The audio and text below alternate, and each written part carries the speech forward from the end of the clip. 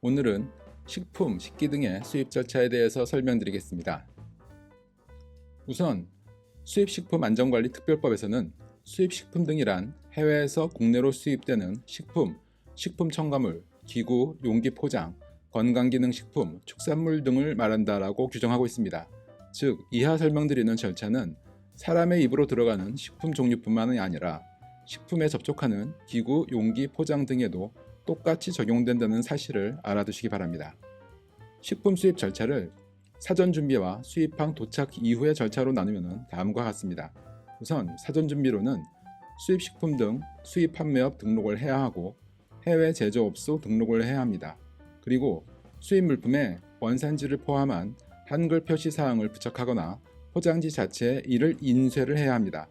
이 과정을 수입항에 도착한 후에도 할 수는 있지만 보세 창고에서 보세 작업을 해야 하기 때문에 창고료나 보세 작업비가 많이 나와서 그다지 추천드리지는 않습니다. 가급적이면 수출지에서 미리 이러한 작업을 마치고 들여오시는 것을 추천드립니다.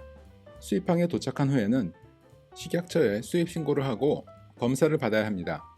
최초 수입 시에는 무조건 정밀 검사를 받아야 하고 이후 동일사 동일 물품을 수입할 때는 서류 검사로 진행이 됩니다. 식약처 검사에 합격하시면 세관에 수입 신고를 하고 나서 관세 및 부가가치세를 납부한 후에 통관이 완료됩니다. 이하에서는 절차별로 좀 더 자세히 살펴보도록 하겠습니다. 식품 등을 수입하려면 우선 식약처에 수입식품 등 수입판매업 등록을 해야 합니다. 수입판매업 등록을 위해서는 세 가지 절차에 따르시면 됩니다. 첫째는 식약처장이 정한 기관에서 4시간짜리 위생교육을 이수해야 합니다. 교육은 한국식품산업협회나 한국건강기능식품협회에서 받으시면 됩니다. 두 번째는 시설 기준을 충족해야 합니다. 사무소와 창고가 있어야 하는데요. 통신판매처럼 구매자가 직접 방문하지 않는 경우에는 집 주소를 창고나 사무소 주소로 등록할 수도 있습니다. 세 번째는 신청서 작성 및 서류 제출입니다.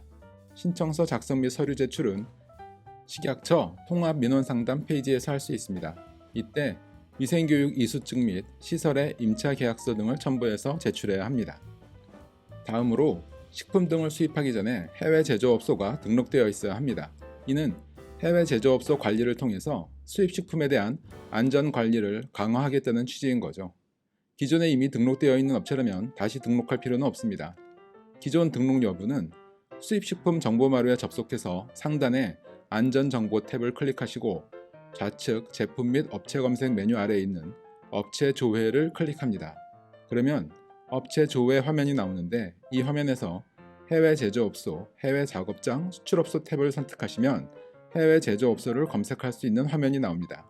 이 화면에서 업소명과 국가, 주소 등을 입력해서 기존 등록 여부를 확인하실 수 있습니다.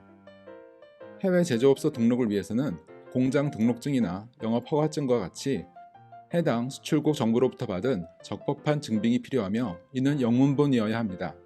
만약 수출국 증빙 서류가 영문이 아닌 경우에는 공증 번역본을 함께 제출해야 합니다.